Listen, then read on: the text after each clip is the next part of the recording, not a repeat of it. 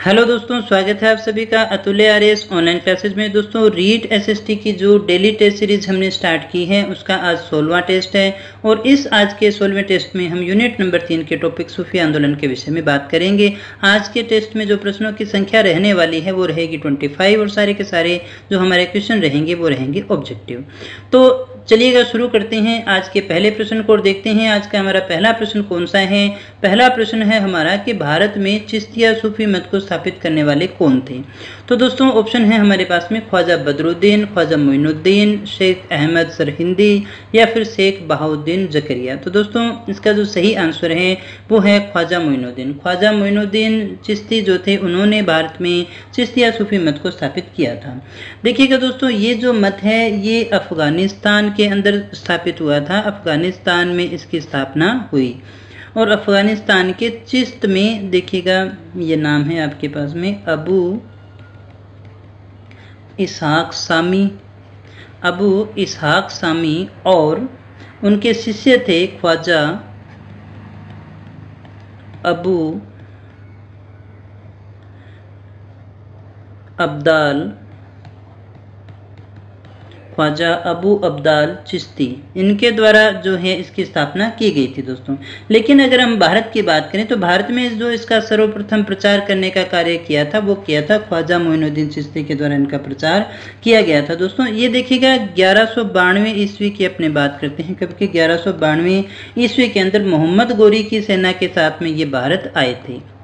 ये फैक्ट भी कई बार आपसे पूछा जाता है। मोहम्मद गोरी की सेना के साथ में भारत के अंदर आए थे और इन्होंने जो अपनी कार्यस्थली बनाया था, कर्मस्थली बनाया था वो था अजमेर राजस्थान के अंदर जो है इनकी कर्मस्थली रही थी। वहीं उन्होंने अपना निवास स्थान बनाया और 1236 के अंदर यहीं इनकी मृत्यु हो गई थी।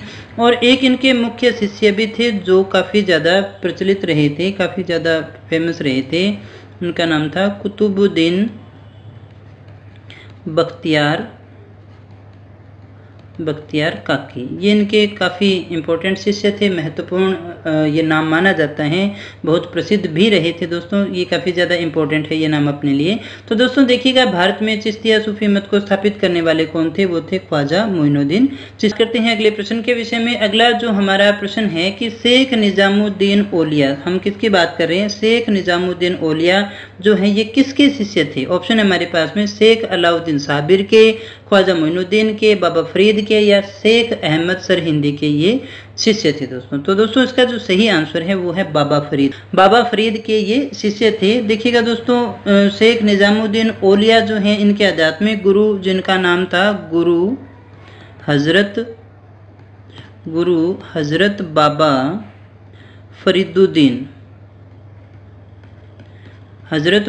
फरीदुद्दीन मसूद गजशंकर, ये इनका पूरा नाम था, ये नाम हुआ करता था। और इन्हें देखिएगा बाबा फरीद के नाम से भी जाना जाता है। इन्हें किस नाम से जाना जाता है, बाबा फरीद के नाम से जाना जाता है। और इनका जो जन्म हुआ था पाकिस्तान के मुल्तान जिले के अंदर कोटवाल नामक गांव है, वहाँ पर इनका जन्म हुआ था। तो दोस्तों ये थे किसके गुरु, निजामुद्दीन औलिया के। ये प्रश्न आप अच्छे से इसको समझ लीजिएगा, याद कर लीजिएगा। और देखिएगा चिश्ती अगर सिलसिले को हम देखें, वंश वृक्ष को देखें तो ये स्पष्ट हो जाता है कि दो इनके जो शिष्य थे वो काफ़ी ज़्यादा इंपॉर्टेंट नाम है। दो नाम जो है हमारे लिए, एक तो देखिएगा निजामुद्दीन औलिया और दूसरे जो थे शेख अलाउद्दीन साबिर जो थे, दोनों ही नाम है वो काफ़ी ज़्यादा इम्पोर्टेंट है। बाबा फरीद के ये दोनों ही शिष्य हुआ करते थे, एक तो अलाउद्दीन साबिर थे और दूसरे हुआ करते थे निजामुद्दीन औलिया। तो दोस्तों निजामुद्दीन औलिया की जो दरगाह है अगर आपसे पूछा जाए कहाँ है तो इनकी दरगाह दिल्ली में है दोस्तों। इनकी दरगाह कहाँ है, इनकी दरगाह दिल्ली में बनी हुई है जहाँ पर इनकी मृत्यु हुई थी दोस्तों 1325 के अंदर। और आगे बात करते हैं अपने अगले प्रश्न के विषय में। तो अगला जो हमारा प्रश्न है, किस सूफी संत की मान्यता थी कि भक्ति संगीत ईश्वर के निकट पहुंचने का एक साधन है। शेख अलाउद्दीन साबिर थे, ख्वाजा मोइनुद्दीन थे, बाबा फरीद थे या शेख अहमद सरहिंदी थी। तो दोस्तों इसका जो सही आंसर है वो है ख्वाजा मोइनुद्दीन चिश्ती। ख्वाजा मोइनुद्दीन चिश्ती की मान्यता थी और कि जो भक्ति संगीत है उसके द्वारा हम ईश्वर के निकट जो है वो पहुंच सकते थे दोस्तों। ये देखिएगा भारत में अगर आपसे पूछा जाए जो चिश्ती सिलसिला है उसके प्रचार का श्रेय किसको जाता है तो वो मोइनुद्दीन चिश्ती को ही जाता है। ये देखिएगा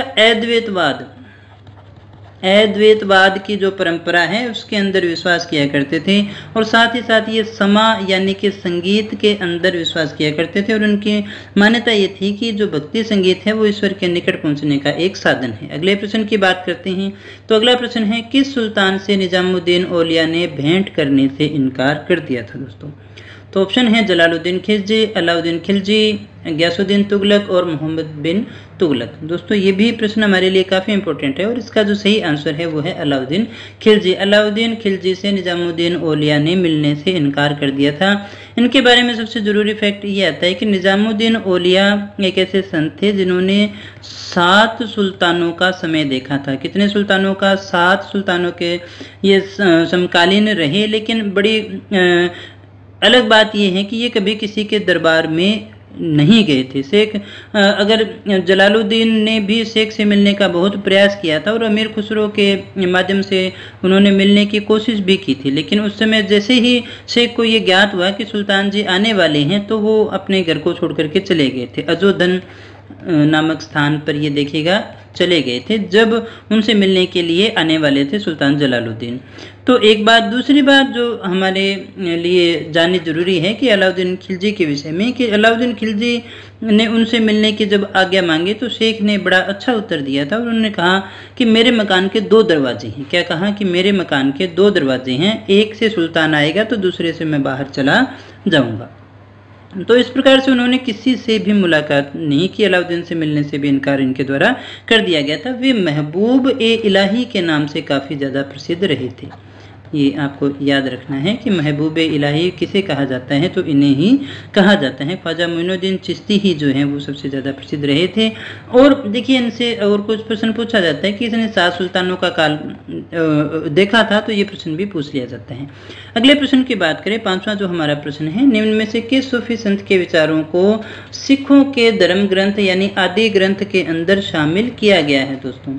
तो इसका जो हमारा विकल्प है शेख मोइनुद्दीन चिश्ती, कुतुबुद्दीन बख्तियार काकी, फरीदुद्दीन गजे शंकर या फिर शेख निजामुद्दीन औलिया। तो दोस्तों इसका जो सही आंसर है वो है फरीदुद्दीन गजे शंकर। फरीदुद्दीन जो गजे शंकर जो हैं वो चिश्ती सिलसिले के ही सूफी संत थे और ये अभी हमने बात भी की थी, बाबा फरीद के नाम से प्रसिद्ध रहे थे। किस नाम से प्रसिद्ध थे? फरीद नाम से ही ये प्रसिद्ध रहे थे। चिश्तिया सिलसिले को लोकप्रिय बनाने में इनका भी बहुत बड़ा योगदान माना जाता है और इनकी कुछ रचनाएं जो हैं वो गुरु ग्रंथ साहिब में संकलित हैं। ये बलबन के दामाद माने जाते हैं। किसके दामाद माने जाते हैं? बलबन के दामाद ये माने जाते हैं। दोस्तों बात करते हैं अगले प्रश्न की। अगला प्रश्न जो है हमारा, निम्न में से किसे शेख उल हिंद की पदवी प्रदान की गई थी? बाबा फरीदुद्दीन को, ख्वाजा कुतुबुद्दीन बख्तियार काकी को, ख्वाजा मोइनुद्दीन चिश्ती को या फिर शेख सलीम चिश्ती को। दोस्तों इसका जो सही आंसर है वो है शेख सलीम चिश्ती को शेख उल हिंद की उपाधि दी गई थी। दोस्तों चिश्ती शाखा के अंतिम अगर सूफियों की बात करें तो उसमें जो है सलीम चिश्ती का नाम जो है वो काफ़ी ज़्यादा प्रसिद्ध रहा था दोस्तों, उल्लेखनीय रहा था। इनके पिता का नाम जो था वो था बहाउद्दीन। इनके पिता का नाम था बहाउद्दीन और ये बहुत दिनों तक अरब में रहे थे। कहाँ रहे थे? अरब में रहे और वहीं पर जो है उन्हें शेख उल हिंद की उपाधि दी गई थी। दोस्तों इसी उपाधि से उन्हें विभूषित किया गया था। बाद में ये भारत में लौट आए थे और आगरा के पास में ही लगभग 12 कोस दूर है, वहाँ पर सीकरी नामक स्थान पर इन्होंने रहना शुरू किया था, जहाँ पर फतेहपुर सीकरी का रूप दिया गया था। तो देखिएगा ये हमारे लिए काफ़ी ज़्यादा जानना आवश्यक था। एक और बात अपने जान लेते हैं कि जहांगीर का जन्म जो है वो शेख सलीम चिश्ती के आशीर्वाद से ही माना जाता है। दोस्तों बात करते हैं अगले प्रश्न की। तो अगला हमारा प्रश्न है, निम्न सूफीवाद के सिलसिलों में ऐसा कौन सा है जो संगीत के विरुद्ध हुआ करता था? हमें बताना है। तो दोस्तों चिश्तिया था या सोहरावर्ती था या फिर कादरिया था या नक्शबंदिया था। दोस्तों तो इसका जो सही आंसर है वो है नक्शबंदिया जो सिलसिला है वो संगीत के विरुद्ध हुआ करता था। दोस्तों देखिएगा दोस्तों, अगर आपसे पूछा जाए इसकी स्थापना किसने की थी तो 14वीं सदी के अंदर इसकी स्थापना हुई थी। ख्वाजा बहाउद्दीन नक्शबंद के द्वारा जो है वो इस सिलसिले की स्थापना की गई थी और देखिएगा भारत में इस शाखा का जो प्रचार प्रसार हुआ वो 17वीं शताब्दी में हुआ। कौन सी शताब्दी में हुआ? 17वीं शताब्दी में हुआ। और ये करने वाले थे ख्वाजा बकी बिल्लाह के द्वारा जो है भारत में इसका प्रचार किया गया था। दोस्तों आगे हम बात करें कि ये जो सिलसिला है वो समा यानी संगीत के विरुद्ध था। और अगर आपसे ये पूछा जाए कि सबसे ज़्यादा कट्टरवादी सिलसिला कौन सा था, तो कट्टरवादी इस्लाम के प्रति जो कट्टरवादी सिलसिला था वो भी यही माना जाता है। और इसने जो अकबर की उदार नीतियां हैं उनका विरोध भी किया था दोस्तों। और देखिएगा औरंगजेब जो है वो इसका अनुयायी था। अगर इसके अनुयायी की बात करें तो वो कौन था? औरंगजेब जो है वो इसका अनुयायी हुआ करता था। लेकिन इन्होंने जो है अकबर की नीतियों का क्या किया था? विरोध किया था दोस्तों। अगले प्रश्न की अपनी बात करें, निम्न सूफियों में से किसने कृष्ण को औलिया के रूप में माना था? तो दोस्तों यहाँ जो ऑप्शन है हमारे पास में शाह मोहम्मद गौस है, शाह अब्दुल अजीज़ है, या फिर शाह वलीउल्लाह है, या ख्वाजा मीर दर्द है। तो दोस्तों इसका जो सही आंसर है वो है शाह मोहम्मद गौस। सूफी संत थे और इन्होंने जो है मोहम्मद गौस ने कृष्ण को औलिया के रूप में स्वीकार किया था। ये सत्तारी सिलसिला के प्रसिद्ध संत थे। कौन से सिलसिले के? सत्तारी सिलसिला के प्रसिद्ध संत माने जाते हैं, सबसे प्रसिद्ध संत थे। और इनकी जो मित्रता थी, घनिष्ठ संबंध था हुमायूं और तानसेन के साथ में था। हुमायूं और तानसेन का जो नाम है वो इनके साथ में जुड़ा हुआ है। दोस्तों इनकी जो प्रसिद्ध रचना है वो भी जान लेना, जवाहिर ए खम्स। जवाहिर ए खम्स जो है वो इसकी सबसे प्रसिद्ध रचना मानी जाती है। अब यहाँ एक और बात विशेष है कि सत्तारी जो संत थे इन्होंने हिंदू और मुसलमान के जो धार्मिक विचार हैं और जो रीतियां हैं उनमें समानता देखी और उन्हीं समानताओं को एक दूसरे को दिखा करके उन्हें निकट लाने का भी प्रयास इनके द्वारा किया गया था। दोस्तों अगले प्रश्न की बात करते हैं। नवा जो हमारा प्रश्न है, निम्न में से किस का संबंध, किस तथ्य का संबंध जो है वो सूफीवाद से नहीं है? उलेमा है, खानकाह है, शेख है, या फिर समा है?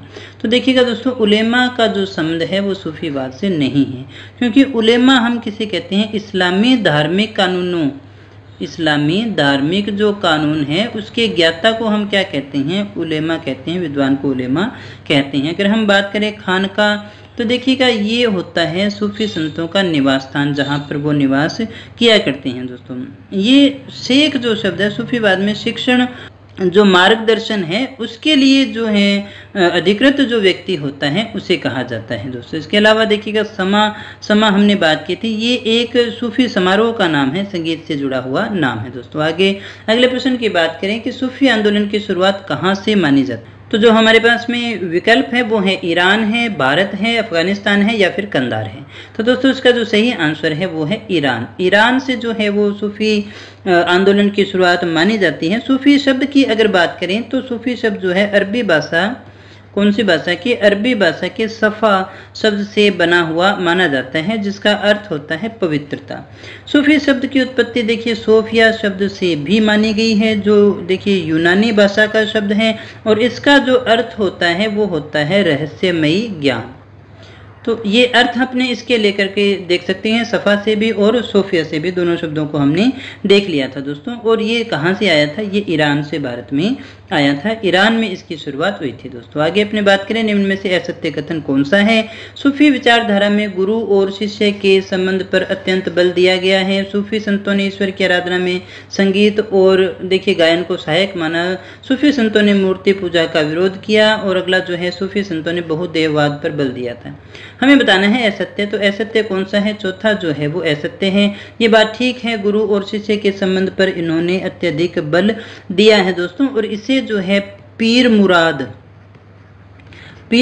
के संबंध के रूप में देखते हैं। इस परंपरा को पीर मुराद कहते हैं। पीर कौन होता है? तो पीर तो होता है गुरु, और जो मुरीद होता है उसे अपने शिष्य को कहते हैं, शिष्य को मुरीद कहते हैं दोस्तों। और ये कहा जाता है कि जो पीर है उसको अपने जीवन काल में ही अपने उत्तराधिकारी यानी वली वली किसको कहते हैं? उत्तराधिकारी को कहते हैं, उसकी नियुक्ति कर दी जाती है दोस्तों।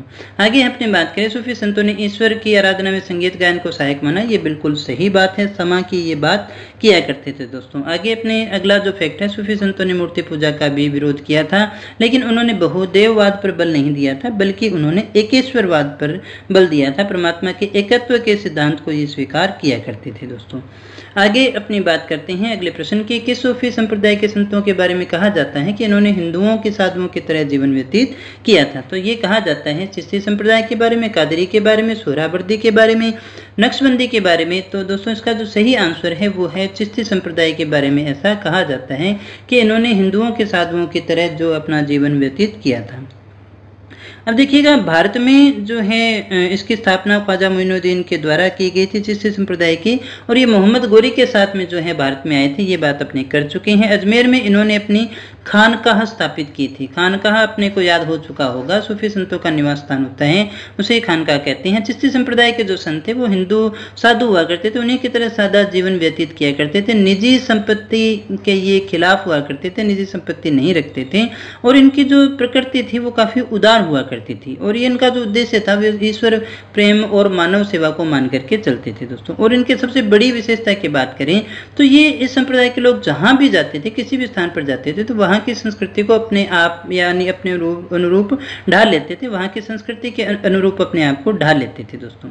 आगे अपने बात करते हैं अगले प्रश्न की। 13वां हमारा प्रश्न है, निम्न में से किसे गरीब नवाज कहा जाता है? तो आई होप कि इस प्रश्न का उत्तर सभी को याद होगा, सभी जानते हैं। ख्वाजा मोइनुद्दीन चिश्ती, शेख हमीदुद्दीन नागौरी है, या शेख बुरहाउद्दीन है, या फिर शेख मोहम्मद गिसुदराज है? तो दोस्तों इसका जो सही आंसर है वो है ख्वाजा मोइनुद्दीन चिश्ती। ख्वाजा मोइनुद्दीन चिश्ती को ही क्या कहा जाता है, जो है हमें गरीब नवाज के रूप में जानते हैं दोस्तों। ख्वाजा साहब की अगर हम बात करें, चिश्ती संप्रदाय के ये 8वें नंबर के संत माने जाते हैं। इनका जो जन्म हुआ था वो हुआ था संजरी ईरान के अंदर। कहाँ हुआ था इनका जन्म? संजरी ईरान में हुआ था। और अगर आपसे पूछा जाए इनके गुरुजी कौन थे, तो इनके गुरु थे हजरत शेख उस्मान हारूनी, ये इनके गुरु का नाम था दोस्तों। और इनका जो जन्म हुआ था ईरान के सिस्तान में हुआ था, जिसकी बात अपने कर चुके हैं। इनके पिता का नाम देखिएगा सैयद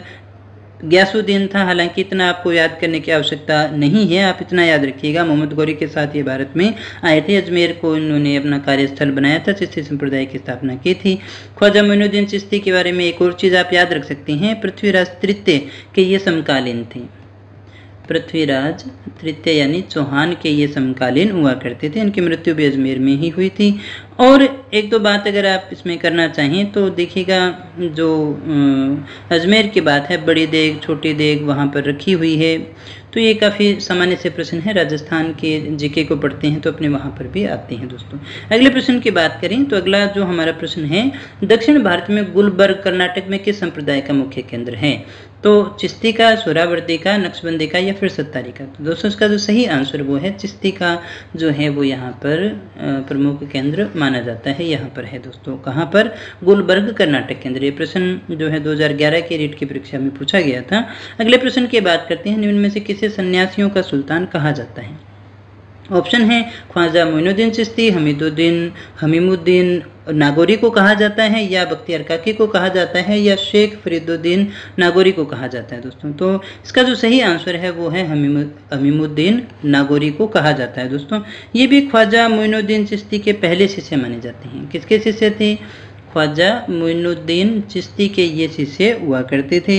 और ये 1192 के अंदर जो मोहम्मद गौरी के साथ में ये भी भारत आए थे। और ख्वाजा साहब के कहने पर ही इन्होंने जो अपनी कार्यस्थली है वो नागौर को बनाया था, और ये फिर नागौर के नाम पर जो है नागौरी कहलाने लगे। और इन्हें कहा जाता था सुल्तानु तारिकिन यानी सन्यासियों का सुल्तान। और एक बात आप और यहाँ पर याद रखिएगा कि ख्वाजा मोइनुद्दीन चिश्ती के बाद में अगर किसी का दूसरा सबसे बड़ा उर्स लगता है तो वो इन्हीं का लगता है, नागौर के अंदर ये लगता है दोस्तों। आगे अपने बात करते हैं अगले प्रश्न की, किसके नाम पर कुतुबुद्दीन ऐबक ने भारत की पहली मस्जिद जो है कुवतुल इस्लाम का निर्माण जो है वो दिल्ली में करवाया था दोस्तों? तो यहाँ ऑप्शन है ख्वाजा मोइनुद्दीन चिश्ती, हमीमुद्दीन नागौरी, कुतुबुद्दीन बख्तियार काकी, या फिर शेख फरीदुद्दीन नागौरी।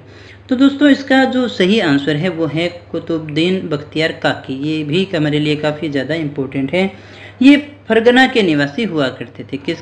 कहाँ के निवासी थे? ये फरगना के निवासी हुआ करते थे और ये मोइनुद्दीन चिश्ती के शिष्य हुआ करते थे। उन्होंने अपना उत्तराधिकारी इन्हें देखिए बनाया था और ये कुतुबुद्दीन ऐबक के समकालीन थे और इन्हीं के नाम पर जो है कुतुबुद्दीन ऐबक ने भारत की पहली जो मस्जिद है कुतुल इस्लाम का जो निर्माण है वो दिल्ली के अंदर करवाया था दोस्तों। भारत की पहली मस्जिद के नाम से अपने इसको जानते हैं दोस्तों। आगे अपने बात करते हैं अगले प्रश्न की। तो अगला हमारा प्रश्न है, चिश्ती संप्रदाय को सर्वाधिक लोकप्रिय किसने बनाया था? ख्वाजा मोइनुद्दीन चिश्ती ने, हमीमुद्दीन नागौरी ने, या कुतुबुद्दीन बख्तियार काकी ने, या फिर शेख फरीदुद्दीन ने, जिसे गज शंकर कहते हैं, अपने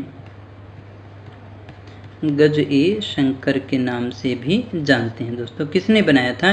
तो शेख फरीदुद्दीन का नाम इसमें आता है। इनका जो जन्म है वो हुआ था मुल्तान में। कहाँ हुआ था? मुल्तान में जो है इनका जन्म हुआ था। बाद में ये अजोधन पाकिस्तान में रहने लगे थे। चिश्ती संप्रदाय को सर्वाधिक लोकप्रिय बनाने के अंदर जो है इनका मुख्य योगदान माना जाता है। और इनका एक और नाम जो हम अभी पढ़ भी चुके हैं, बाबा फरीद, इन्हीं को कहा जाता है और ये दिल्ली के सुल्तान बलबन के दामाद माने जाते हैं दोस्तों। आगे अपनी बात करते हैं। चिश्ती सिलसिले के अंदर ये तीसरे संत माने जाते हैं और यहाँ जो जानने के लिए विशेष बात है, ये पंजाबी भाषा के प्रथम कवि भी माने जाते हैं। पंजाबी भाषा के प्रथम कवि भी माने जाते हैं और गुरु नानक इनसे बहुत ज़्यादा प्रभावित थे दोस्तों और इनकी रचनाएं गुरु ग्रंथ साहिब में भी शामिल है। ये बात अपने कर चुके हैं। सूफी संप्रदाय के कौन से संत आजीवन अविवाहित रहे और योग व प्राणायाम में निपुण होने के कारण योग सिद्ध पुरुष कहे जाते थे? ख्वाजा मोइनुद्दीन चिश्ती, हमीमुद्दीन नागौरी थे, कुतुबुद्दीन बख्तियार काकी थे, या शेख निजामुद्दीन औलिया थे? तो दोस्तों ये थे शेख निजामुद्दीन औलिया। तो इनका जो जन्म है बदायूं उत्तर प्रदेश में हुआ था। इन्होंने बाबा फरीद से देखिए दीक्षा ग्रहण की थी चिश्ती संप्रदाय के अंदर और इन्हें महबूब इलाही भी कहा जाता है, कुतुब दिल्ली भी कहा जाता है। ये देखिएगा गियासुद्दीन तुगलक के समकालीन थे। गियासुद्दीन तुगलक के समकालीन थे और उनके पुत्र मोहम्मद बिन तुगलक के भी ये समकालीन हुआ करते थे। मोहम्मद बिन तुगलक के भी ये समकालीन हुआ करते हैं। ये आजीवन अविवाहित रहे, योग प्राणायाम ये किया करते थे। निपुण होने के कारण इन्हें योग सिद्ध पुरुष भी कहा जाता है दोस्तों। जब ये देखिए सुल्तान गियासुद्दीन तुगलक जो है इनसे नाराज हो गए और इन्हें दिल्ली छोड़ने को कहा था तो इन्होंने कहा था दिल्ली अभी दूर है दोस्तों। और निजामुद्दीन औलिया जो है भारत के पहले ऐसे सूफी संत माने जाते हैं जिन्होंने योग को अपनाया था और इन्होंने 7 जो सुल्तानों का है जो काल देखा था और एक के दरबार में भी नहीं गए थे दोस्तों। अगले प्रश्न की अपनी बात करें, चिरागे दिल्ली किसे कहते हैं? चिरागे दिल्ली किसे कहते हैं? ख्वाजा मोइनुद्दीन चिश्ती को, शेख नासिरुद्दीन को, कुतुबुद्दीन बख्तियार काकी को, या शेख निजामुद्दीन औलिया को? तो इसका जो सही आंसर है वो है दोस्तों शेख नासिरुद्दीन को अपने क्या कहते हैं? चिरागे दिल्ली कहते हैं। इनके दरगाह भी कहाँ हैं? इनके दरगाह भी दिल्ली में ही है। ये उत्तर भारत के अंतिम लोकप्रिय चिश्ती संत माने जाते हैं। अगले प्रश्न की बात करें, 20वां जो हमारा प्रश्न है, दक्षिण भारत में चिश्ती संप्रदाय की नींव किसने रखी थी? ऑप्शन है हमारे पास में ख्वाजा मोइनुद्दीन, शेख नासिरुद्दीन, कुतुबुद्दीन बख्तियार काकी, या फिर शेख बुरहानुद्दीन। ये देखिएगा इसका जो सही आंसर है शेख बुरहानुद्दीन है। ये भी निजामुद्दीन औलिया के ही शिष्य थे। इन्होंने जो अपनी कार्यस्थली बनाया था वो दौलताबाद को बनाया था। कौन सी जगह थी? दौलताबाद को बनाया था, जो कहाँ है? वो जो महाराष्ट्र में है दोस्तों। इन्हें अपनी कार्यस्थली बनाया था और इन्होंने दक्षिण भारत में चिश्ती संप्रदाय की जो है नींव डाली थी दोस्तों। आगे अपनी बात करते हैं अगले प्रश्न की। तो अगला हमारा प्रश्न है, कौन से संप्रदाय के संत राजनीतिक पदों को स्वीकार करते थे और आराम पसंद जीवन व्यतीत किया करते थे? सोहरावर्दी, नक्शबंदी, चिश्ती, या फिर कादरी? तो दोस्तों इसका जो सही आंसर है वो है सोहरावर्दी। सोहरावर्दी जो थे वो राजनीतिक पदों को स्वीकार किया करते थे और आराम पसंद जीवन को व्यतीत किया करते थे। ये अपने संबंध भी उच्च राजनीतिक अधिकारी जो हैं उनसे रखते थे और आम जनता को ये ज़्यादातर दर्शन भी नहीं दिया करते थे दोस्तों। एक और ऐसा संप्रदाय है सोहरावर्दी की तरह ही सत्तारी है। सत्तारी भी क्या करता था, इसी प्रकार का जीवन जो है व्यतीत किया करता था। दोस्तों इस संप्रदाय सत्तारी संप्रदाय के लोग भी सोहरावर्दी की तरह ही आराम पसंद जो है जीवन व्यतीत किया करते थे। अगले प्रश्न की बात करें, दारा शिकोह किसके शिष्य रहे थे? दारा शिकोह मियाँ मीर के, शेख अब्दुल कादिर जिलानी के, बाकी बिल्लाह के या फिर शाह अब्दुल्ला के? दोस्तों इसका जो सही आंसर है मियाँ मीर के ये शिष्य हुआ करते थे। और मियाँ मीर जो है किस सिलसिले से थे, तो वो कादिरी सिलसिले से संबंधित थे। और इस सिलसिले की स्थापना की थी शेख अब्दुल कादिर जिलानी। शेख अब्दुल कादिर जिलानी ने जो है इस सिलसिले की स्थापना की थी। दोस्तों भारत में अगर आपसे पूछा जाए तो सैयद मोहम्मद जिलानी के द्वारा जो है इसकी स्थापना की गई थी। और ये थोड़ा उदारवाद था और इसने जो है हिंदू मुस्लिम एकता को बढ़ावा दिया था। और देखिएगा इसमें जो सबसे जरूरी जानने वाला फैक्ट है कि इन्हीं के हाथों गुरु अर्जुन देव ने स्वर्ण मंदिर की नींव भी रखवाई थी और इन्हीं के शिष्य दारा शिकोह भी हुआ करते थे। अगले प्रश्न की बात करें, सूफी सिलसिलों में सबसे कट्टर सिलसिला माना जाता है तो नक्शबंदी है, सत्तारी है, कादरी है या फिर सोहरावर्दी है? दोस्तों इसका जो सही आंसर है वो है नक्शबंदी जो है सबसे ज़्यादा कट्टर सिलसिला माना जाता है। सूफी संतों के अंदर ये सबसे ज़्यादा कट्टर सिलसिला था। ये मुस्लिम धर्म की कट्टरता में ज़्यादा विश्वास किया करते थे। कुरान और हदीस के नियमों के पालन पे ये ज़्यादा जोर दिया करते थे। दोस्तों भारत में अगर आपसे पूछा जाए इसके संस्थापक कौन थे तो वो थे ख्वाजा बाकी बिल्लाह।